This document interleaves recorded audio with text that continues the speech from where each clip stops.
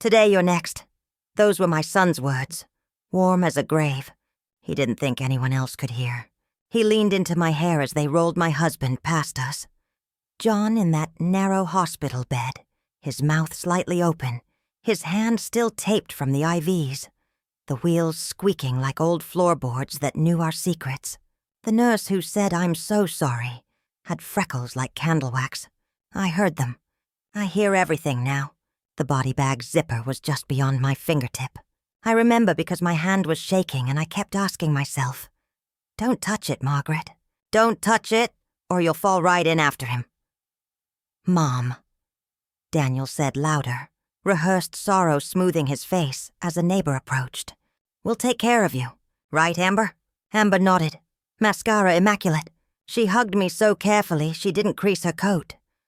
But when the neighbor left, when the hallway cleared and the elevator doors swallowed the bed, Daniel leaned again, the faint smell of mint and whiskey, and whispered the sentence that moved the house 2 inches closer to the cliff. "Today you're next," he said almost lovingly. "We can't help it." I went still. Too still. I have a tremor in my left hand. And the tremor stopped. Have you ever felt your body choose to live? Like a wild animal deciding it will chew off a trapped paw to see another winter? "Daniel," I said, smiling. "What did you say?" He patted my hair the way you pat a dog you never liked. "I said we've got the next steps, Mom. We're with you. Don't worry about the paperwork." "Paperwork," I repeated, nodding. The word felt like a tiny pill stuck in my throat. "Friday," he added softly, glancing at Amber. "We'll get it all settled by Friday." Friday. In 2 days. It was Tuesday, late October, the kind of cold that makes the air taste like pennies. John's knuckles. Oh, he had those big, knobby knuckles from a lifetime of boat work and carpentry. Were already a story with an ending. Mine, I promised silently, wouldn't be. "Let me sit," I said. "Please." And I sat on a gray vinyl chair beneath a framed watercolor of the harbor. A boat in blues and clean whites, ropes coiled neatly on the deck. A nurse came with paperwork that had my name in big, bossy letters. "Initial here, Mrs. Keene," she said gently. "And here." "Of course," I answered, but I didn't sign anything. I just took the pen and listened to the elevator come back up, the doors slide open, and the sound of my son whistling slightly off-key, as if the hall were already empty. I met John in 1976 at the Apple Fair, the year the fire department introduced the raffle for the blue canoe. "You row?" he asked, resting his elbow on the rail like he'd been born knowing how to lean. I was 26, working nights at the diner on Route 1, saving for nurses' training I never finished, because life keeps its own ledger. "Not well," I said, and he grinned. A month later he taught me to tie a bowline and to trust the wind when it shifts. "Feel it in your shoulder," he'd say, "not just your hand."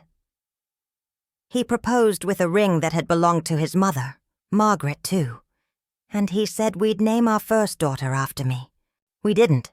We named her Lily because when she was born in 79, she smelled like warm milk and Irish soap, and Lily felt like the sound her little breath made. We bought the white clapboard on Birch Street in 1983 for $61,500. The mortgage payment was $490 a month, a number I can still see floating over our kitchen table like a threat and a promise. We paid it with John's boat work and my small bookkeeping jobs. $7.45 an hour from the florist in winter, $10 from the estate lawyer in town who kept all his pencils sharpened to angry points. Some months we sold the extra wood John stacked by the shed. Some months I returned flour for store credit. We laughed anyway. When the sink leaked, John fixed it even if it took him 2 nights after work. When the kids needed cleats, I ironed other people's clothes for 0.75 apiece. When John's mother went to hospice, I slept in a chair by her bed and learned how to make broth the way she liked it, salty and thin. Daniel was born in 82, our Christmas boy, and he was my easy baby. Soft hair, round cheeks, eyes like tide pools. He didn't like to be put down, So I learned to stir stew with my left hand, while my right held him at my hip. He'd tug my earlobe as if he were tuning me to a station only he could hear. I won't lie to you, YouTube. Life is math.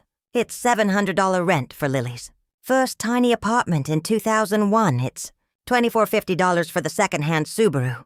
When Daniel moved to Portland with Amber and said he'd pay me back when the job thing panned out, it's $25,000 just borrowed after Amber's boutique had a bad quarter and a water leak. It's the rising heat bill in 2010 when John's back began to click like a metronome, and he started standing at the sink too long, staring at nothing. It's $312 for an MRI that insurance misclassified. So we paid cash while the clerk looked apologetic and dehumanized. But it's also the picnic blankets, the prom corsage I wired with trembling fingers, the way John wrapped the porch posts in garland every Christmas, even when his hands hurt, because traditions keep the house from drifting. I taught my children this. Dignity is not for sale. When Lily dropped out of a semester of college, I didn't shame her. I baked a blueberry pie and asked about next steps. When Daniel quit his second job because the hours were stupid, I made a list with him of places in town he might try. I thought that's what love was. Lists and casseroles and quiet faith. Then time did what it always does.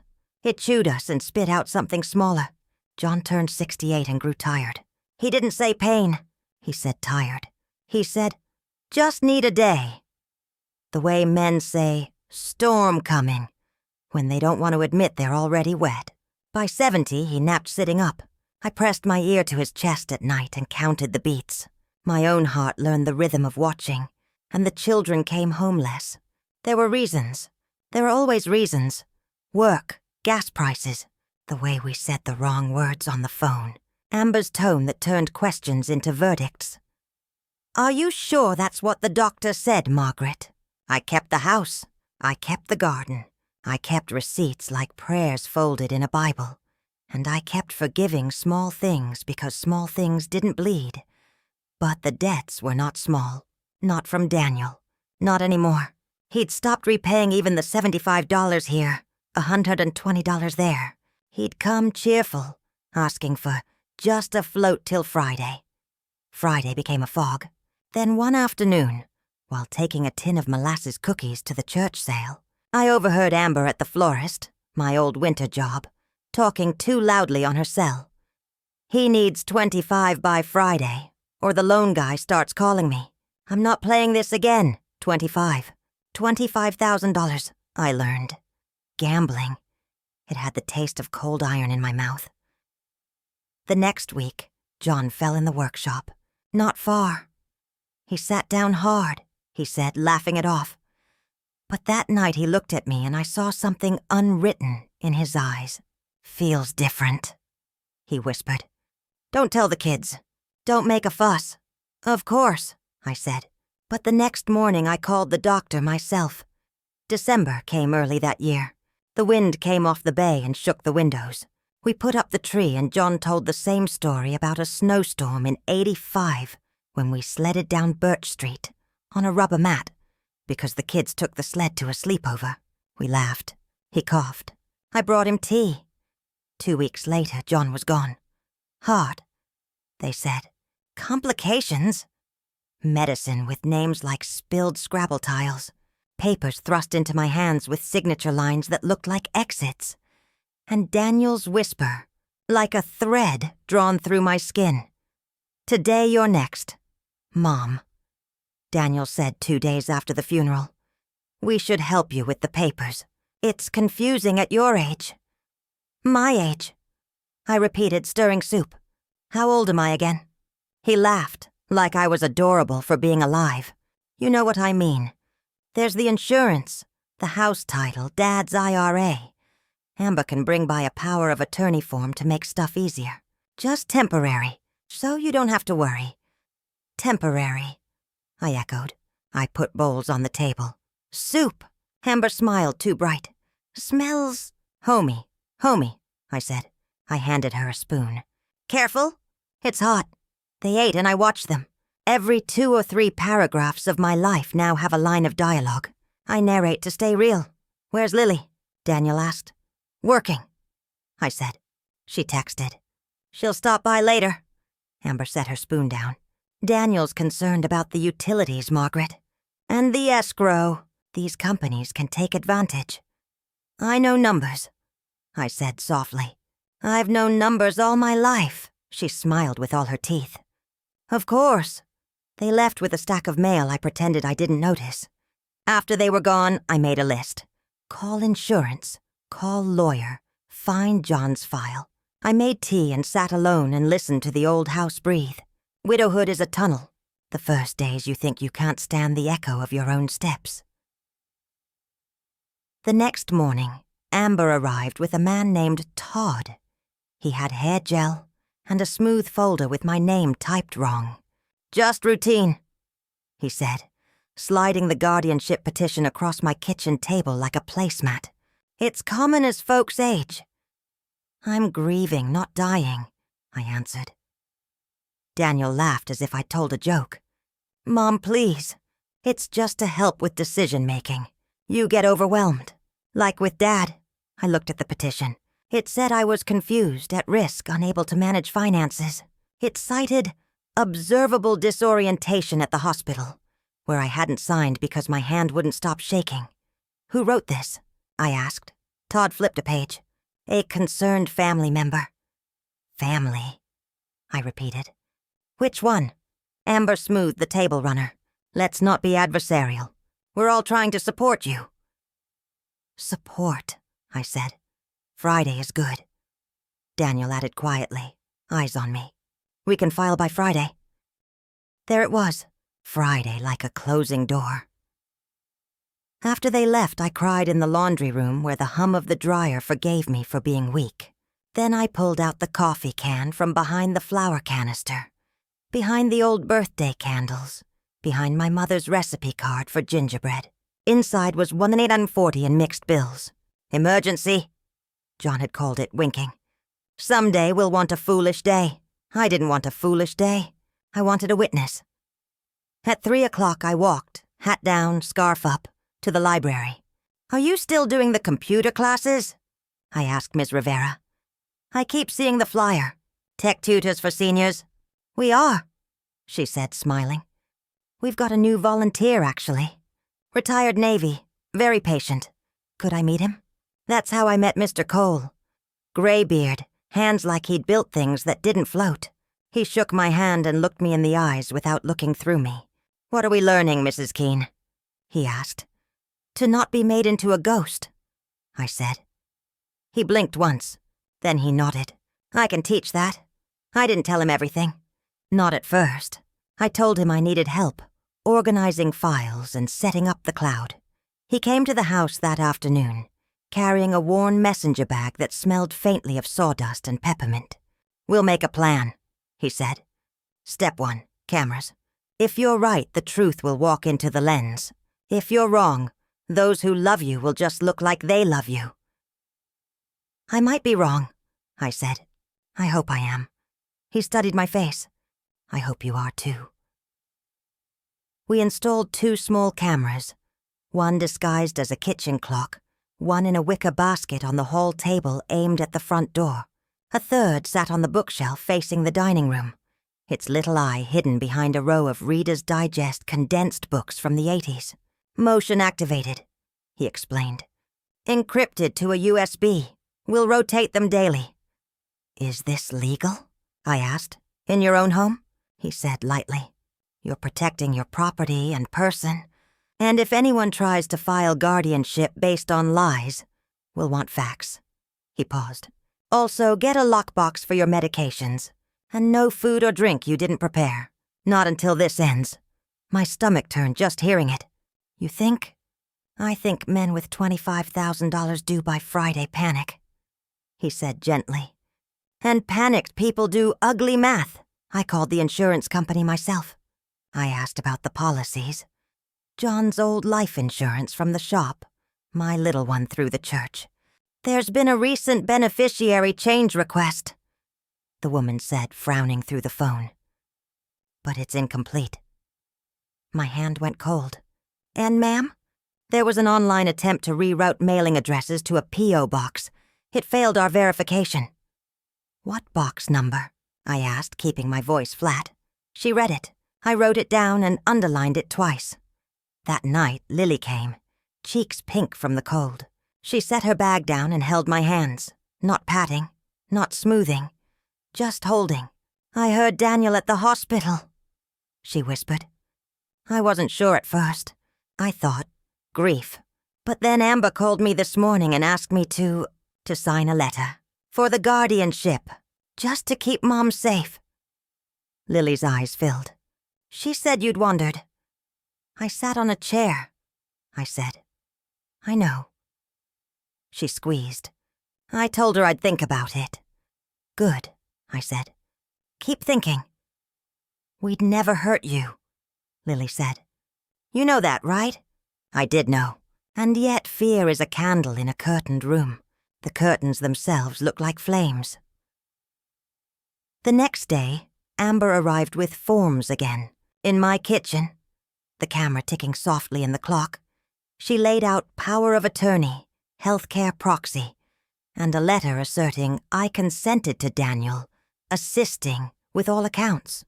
"Just sign," she urged, "so we can pay the property taxes and the oil bill." "The oil bill comes through on the third Thursday," I said. "I've paid it since 1983. She smiled too sweet. "You're under stress." "I am," I said. "Grief is a boulder." Daniel walked in without knocking, habit, and nodded at the papers. "Let's be practical." "Let's," I said. "Where's the original of Dad's life policy?" "In the file," he said. "Which file?" I asked. "I thought you had it," Amber said quickly. "Strange," I said, "because the insurance office told me someone attempted to change the beneficiary and mailing address to a P.O. box, number 1140. Daniel's face didn't move, but his eyes flicked the way a fish flicks when the water changes. "Probably a clerical mistake," he said. "Probably," I answered. They left after an hour of careful smiles. I poured the soup they didn't finish into the sink and watched it circle the drain like a thought I couldn't quite catch. That night, Mr. Cole came back. He slid the USB into his laptop. We watched together, shoulders close like comrades in a trench. First routine, me making tea, Amber arranging papers, Daniel checking the time. Then a shift. When I stepped upstairs to fetch a photo album, because grief makes you show pictures, Amber reached into her bag and took out a small amber-brown vial. She looked at the stairs. Listened. "Did you see that?" I whispered. "Let it play," Mr. Cole said. She unscrewed the vial, eyes on the door. Daniel kept talking. Louder now, a cover. Amber tipped the vial above my honey jar, a short, squat jar that lives by the stove. Her hand shook once, then steadied. She put the vial back in her bag. She stirred the honey with a spoon, wiped the spoon on a napkin, folded the napkin, tucked it into her coat pocket. I saw my own feet come back into view. I saw myself smiling and setting down the album. I watched my own hands make tea the way I always do. Kettle, cup, honey. Only I didn't put in the honey because grief dulled my sweet tooth that day, and I forgot. "Jesus," Mr. Cole breathed. She dosed the honey. I covered my mouth. "John always took honey," I said, for his cough. "He took it every night." We watched another clip, 2 days before John died. He was in the kitchen back to the camera, spooning honey into his mug. Daniel sat at the table scrolling on his phone. "I told you," Daniel muttered, not looking up. "Friday. We need it by Friday." My husband stirred his tea and coughed that soft, apologetic cough. He put his hand on the counter and breathed. He shook his head like a man trying to clear a bad dream. He sipped again. I heard myself off camera, humming. And I felt the house tilt. We did not call the police that night. We made a list. Preserve the honey jar. No more touching. Get the vial, if possible. Document the P.O. box. Who rented it? When? Pull medical records. Dosage details. Ask the doctor specific questions. Quietly retain a lawyer. Someone not the estate attorney who sharpened pencils to points. I know a lab in Portland, Mr. Cole said. Discreet. We'll test the honey for sedatives or cardiac depressants. Things that can mimic heart trouble in older men. He paused. This is ugly ground, Mrs. Keene. I changed diapers in '79, I said. I cleaned vomit when Lily got food poisoning in '95. I washed my mother-in-law's hair when she couldn't lift her arms. Ugly ground is still ground. At 8 a.m., I walked to the post office with a basket of banana bread. For the staff, I said, smiling at the clerk I've known since she was 15. Hey, quick question. Do you have a waiting list for P.O. boxes? My nephew's looking. He thought there was an opening for 1140. She checked her screen. Rented last month. Paid in cash, 6 months. Just a P.O. box. No street address listing. Oh, good for them, I said, and put down a second loaf. Still warm. For later, at noon I sat in Dr. Zahid's office, hat in my lap like a penitent. If a sedative is given steadily to an older man with a heart condition, I asked, what happens? The kind that's easy to get if you know a nurse practitioner who overprescribes? He folded his hands. Hypothetically, it could depress breathing and exacerbate arrhythmias. Depending on the drug, it can be difficult to detect unless specifically tested for. Why? My husband died, I said. And 2 days later, my son brought a guardianship petition.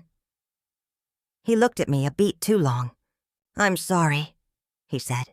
I can request toxicology. It may require permission or a court order, depending. Request it, I whispered. Please. At 3, I visited Attorney Meacham. Not the pencil point man. A woman with warm eyes and a sturdy undercurrent of steel. I told her what I had without tears. Tears have a way of washing ink off paper. She listened. She asked if I was safe. She asked if I had a friend to stay with. I'm safer in the truth, I said. Then we gather it, she answered. Bring me the USB. We'll secure a temporary restraining order if necessary, to prevent any guardianship filing before we're heard. And if that honey tests positive, we contact the state police immediately. Understand, this is a felony. I nodded. I understand. At 5, Lily texted. He just asked me if I'd signed. I told him I needed the weekend. He got weird. Be careful, Mom. I wrote back. I'm okay. Come tomorrow noon. Bring nothing they gave you.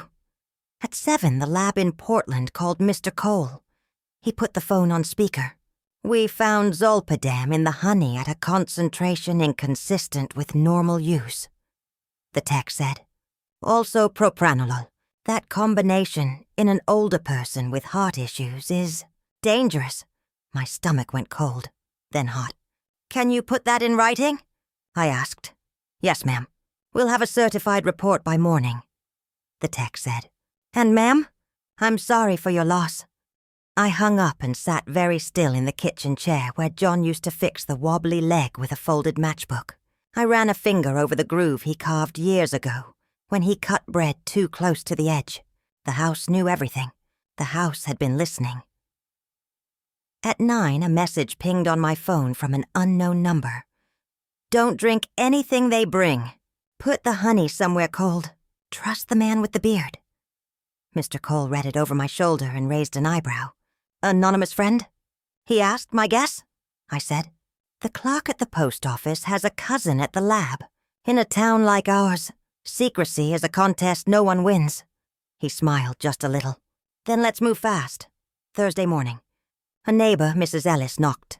Saw police at Amber's boutique, she whispered, thrilled. Something about payroll taxes.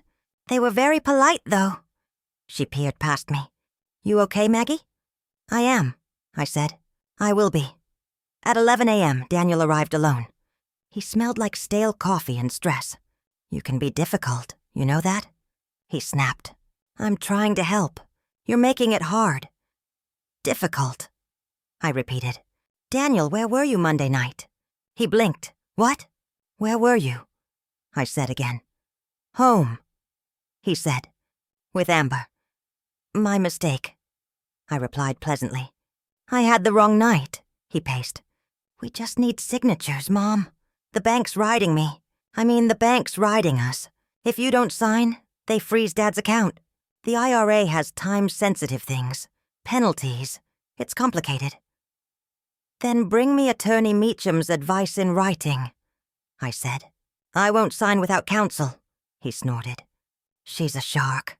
She has teeth, I said softly. And she knows how to swim. He slammed his palm on the table. You think I'm the enemy? You think I'd hurt Dad? I thought of the video. I thought of the honey. I thought of the whisper at the hospital. And for a moment I saw my little boy with sticky hands and sleep-spiked hair, asking for just one more cookie. I swallowed a stone. I think you're drowning, I said. And drowning men grab whatever they can. He stared at me. The moment hung like a loose branch in wind. Then he said lower. If you don't sign by Friday, they take the house for back taxes. The taxes are paid through escrow, I said. And if they weren't, I have the money in savings. 8,400, I know numbers, Daniel. You forgot, he turned away. His shoulders sagged. You don't know everything, he said. No, I answered. But I know enough. He left. I locked the door behind him for the first time in 32 years. At noon, Lily arrived with a folder of texts Amber had sent. Careful words that, taken together, looked like a map to a cliff. She told me Dad's policy wasn't worth much unless the paperwork was updated. She said Daniel was finally going to fix the mess. She asked me to be a team player for the family. Lily's mouth trembled on the word family. She tried to make me think you were confused, Mom. She kept saying, protect her from herself. I know, I said. I'm sorry. She reached across and took my hand, and we sat like that until my hand warmed against hers. At 3, the lab report arrived. Zolpidem, propranolol, concentrations, units. I didn't understand all the numbers, but I understood cause and effect. At 4, Attorney Meacham filed for an emergency injunctive hearing, to block the guardianship, to request a protective order, to present evidence under seal. Tomorrow morning, she said. Friday. The clock moved quickly. She exhaled. We'll also notify the Maine State Police tonight with the lab report and your video. They may reach out before the hearing. At 6, as the last light left the harbor and turned the water pewter, someone slid an envelope under my door. Inside, a P.O. box receipt for $11.40, paid in cash, with a copy of a surveillance still. Daniel at the counter, hat low. No note, just the evidence. Mr. Cole examined the print. Your secret ally, he murmured. Or someone tired of being asked to keep rotten fruit, I said. At 8, 2 state troopers sat at my kitchen table. They watched the video, twice. The elder trooper rubbed his jaw. We'll need to talk to your son and daughter-in-law, he said carefully. We'll also need to request exhumation for your husband. I closed my eyes. Do it, I whispered. If he were here, he'd say to tell the truth to its face. They left with copies of the USB and the lab report. The house felt suddenly larger, like a coat too loose at the shoulders. At midnight, I woke to footsteps on the porch. Not bold, not breaking. Trying the handle. Then a soft scrape at the back door. I slid my phone to Mr. Cole's number. He didn't pick up. A second later, my landline rang once. Not enough to wake a neighbor, just enough to thread a nerve. I held my breath until the footsteps retreated, and the night swallowed itself. At 12:23 a.m., a text from an unknown number. They're desperate. Don't open the door. I've called a friend. At 12:27, a patrol car cruised by, slow, and idled at the corner. The house breathed normal again. Friday morning, I wore my blue coat, the one John liked because it made my eyes look like sea glass. I put on my mother's brooch. I poured the honey into a zip bag labeled evidence and tucked it in my tote next to tissues and a peppermint. We walked into the courthouse, me, Lily, Attorney Meacham, and Mr. Cole in a neat wool sweater. Daniel stood by the door with Amber, both in black, like they'd dressed for an advertisement for good behavior. Todd of the hair gel was there too, smelling like a citrus candle. He smiled sleek. "Mrs. Keene," he said, "we can still do this the easy way." "I like the hard way," I said. "It holds." The judge was a woman in her 50s with hair that refused to be tamed by barrettes. She looked at us like a teacher who'd seen better excuses. "Emergency motion to block guardianship," she said, glancing at her notes. "And a related criminal referral?" She looked up. "Counsel." Attorney Meacham stood. "Your Honor, we have evidence that the petitioners, Ms. Amber Porter and Mr. Daniel Keene, have misrepresented Mrs. Keene's capacity and, further, attempted to defraud insurance and assume control of assets via forged or coerced documents. Additionally, we have video evidence and laboratory analysis suggesting potential poisoning leading up to Mr. Keene's death." A murmur rippled through the small courtroom. Daniel shook his head too fast. "This is crazy," he burst out. "My mother is confused." "Sit," the judge said. He sat. "We request immediate denial of guardianship, a temporary protective order, and that the evidence be accepted under seal, pending a parallel criminal investigation." "Let's see it," the judge said. The clock dimmed the lights. The video played. My kitchen. My clock. The vial. Amber's hand. Daniel's voice saying Friday. The judge's pen stopped moving. "Stop," she said. "Back it up 5 seconds." The clip rewound. Played again. Amber's hesitation. The tilt. The dose. The wipe of the spoon. The folded napkin into the pocket. "Resume," the judge said. The next clip. John stirring his tea. "Daniel's Friday. We need it by Friday." John's soft cough. The spoon hanging over the cup like a little silver moon. The judge turned the lights back on. Her face had the particular stillness of people choosing which law to lift like a blade. "Counsel for petitioners?" she asked, voice neutral. Todd rose, throat working. "Your Honor, there are alternative explanations. The substance could be—" "The lab report will clarify the substance," Meacham said, handing the judge a folder. "Zolpidem, propranolol, concentrations inconsistent with therapeutic use. Additionally, an attempted reroute of insurance mail to a P.O. box, 1140, rented by Mr. Keene." She placed the surveillance still in receipt on the table. "And text messages encouraging Ms. Lily Keene to sign a false declaration of incapacity, under the guise of protecting her mother." The judge scanned quickly. She looked at Daniel. "Mr. Keene, you may remain silent. Anything you say can be used against you. Do you understand?" Daniel looked at me, not at the judge, at me. And something slipped in his eyes.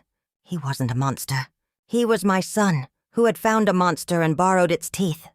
"Mom," he said, voice small. You misunderstood." Amber's face had gone chalk pale. She whispered, "Daniel," like a warning. "I didn't pour anything," he said too quickly. "Amber, enough," the judge said. "This courtroom is not a kitchen. We will maintain order." She turned to the bailiff. "Please notify the state police detective on site that this matter is now intersecting with a criminal investigation. For the purposes of this hearing, the guardianship petition is summarily denied. A temporary protective order is granted to Mrs. Keene. No contact without counsel, no access to her property, or accounts pending further orders. This court will also accept under seal the submitted evidence and transmit it to the Attorney General's office." The bailiff nodded and stepped into the hall to make a call. Todd raised a hand weakly. "Your Honor, if I may." "You may not," the judge said. "Sit down, counselor." Amber stood abruptly. "I didn't mean—" she began, then looked at Daniel with eyes like a broken glass. You said it would just make him sleep, the room inhaled. Even the judge's pen looked up. Ms. Porter, the judge said gently, you should consult your counsel before saying anything else. Amber sat. Her hands shook in her lap. She looked at me for the first time. Not through me. At me. I'm sorry, she whispered. It wasn't supposed to, Daniel said. She bit her lip. I thought about Mercy.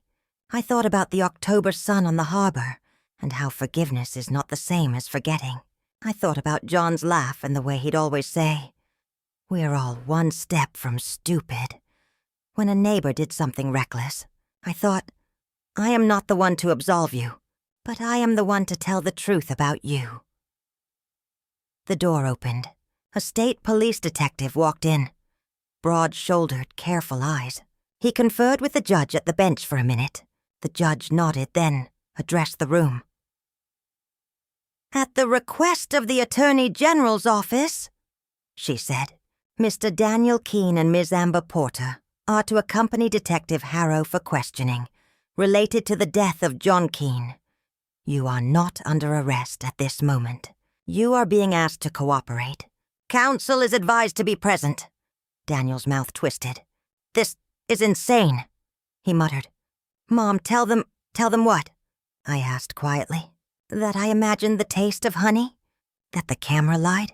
That Friday was a hymn to family? He stared at me. Then, like a boy who'd broken his own toy and wanted to kick it, he said, sharp as ice, You never helped me. You think you did, but you didn't. You left me to figure it out, and I did. And this is what happens when no one helps you. I helped you? I said. I held you. I loaned you. I begged you to swim, but I would not sell you my dignity to keep you dry. He shook his head, looking through me again, through the woman who changed his diapers and taught him to read by sliding a finger under each word. The detective touched his elbow. Daniel flinched, then followed, jaw tight. Amber walked as if she were walking out of a photo. The courtroom exhaled. Lily's hand found mine. You were brave, she whispered. I was scared, I said. Same thing, she answered. From where I'm sitting, outside the air was clean and mean. Reporters don't often come to our little town, but a couple of bloggers were there because gossip migrates faster than geese. They shouted questions. I walked past them like a woman in a rainstorm. Let it hit. It won't drown you if you keep walking. At the hospital, an hour later, another scene began. The state authorized an exhumation pending probable cause. Quiet. Efficient. A chaplain murmured a prayer at my request. John, I said in my head, tell me I'm doing right. He wasn't in the ground to answer. He was in the kitchen, in the workshop, in the groove, in the table, in the ache of my hands. I touched the earth as gently as I could. 2 days later, the preliminary toxicology supported the lab's findings. Sedatives and beta blockers consistent with ongoing ingestion, consistent with the honey. The detective's call was dry and factual. My knees trembled anyway. A week after that, there was a public arraignment. The courtroom was fuller now. Neighbors, whispers, the metallic smell of judgment. The DA outlined the charges: manslaughter, attempted fraud, conspiracy. Amber's lawyer argued for compassion. She sobbed in controlled bursts. Daniel stared at the defense table like he could will it to be a boat. The DA played a short clip of the video for the record. There was a hush when my kitchen appeared. I heard someone behind me whisper, "That's Maggie's clock." The judge set bail with conditions: no contact, surrender of passports, monitoring. The words felt sterile. The truth did not. Outside, Mrs. Ellis pressed my arm. "Oh, Maggie," she murmured, eyes wet. "I don't know what to say." "Say you'll come over for coffee on Saturday," I said. "We'll talk about the bean order for Christmas. I might make ginger snaps." She blinked, then laughed. A little hiccup of normal. Sometimes survival sounds like cookies. The law moves in seasons, not weather. Months passed. The insurance company sent formal letters acknowledging attempted rerouting, now tied to a criminal file number. The guardianship petition was withdrawn with prejudice. Attorney Meacham helped me place the house and accounts in irrevocable trust with Lily as successor trustee. Solid, boring, unstealable. Daniel pleaded guilty to reduced manslaughter and insurance fraud in exchange for testimony detailing the plan. He said he never meant for the doses to be that much. He said Friday had been just pressure. He said he loved his father. Maybe he did. Love is not a cure for hunger. Amber took a plea too, for conspiracy and administration of a noxious substance. She cried again. I watched without malice. Malice is heavy to carry in old bones. At sentencing, the DA read a statement I wrote, my voice too small to fill the room that day. I am 72, the statement began. I have washed my family's clothes and cooked their favorite foods and kept their secrets when the secrets didn't bite. I will not keep this one. I loved my son. I will always love the boy he was. But love is not a blank check to withdraw from. It is a deposit you honor, or it closes. The judge spoke of betrayal as a multiplier of harm.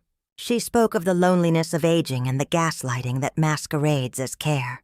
She pronounced terms that sounded like lines drawn in concrete. When it was done, I went home. I locked the door. I made tea, no honey, and stood in the kitchen where everything had happened. The camera clock was gone now.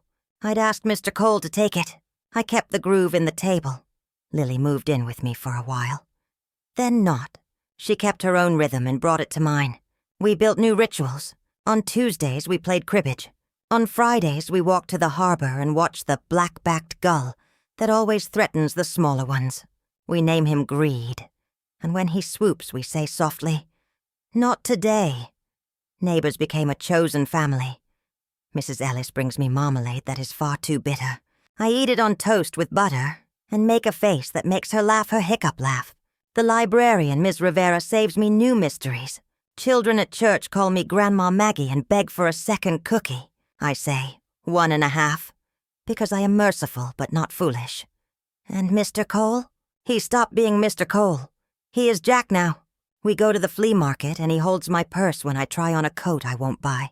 He fixed the wobbly porch step without asking. He never touches the honey jar I keep. Empty now, on a high shelf. A trophy? He teased once. A warning, I said, like a snake's skin. Some mornings when the bay is flat as the inside of a shell, I sit with my tea and talk to John in my head.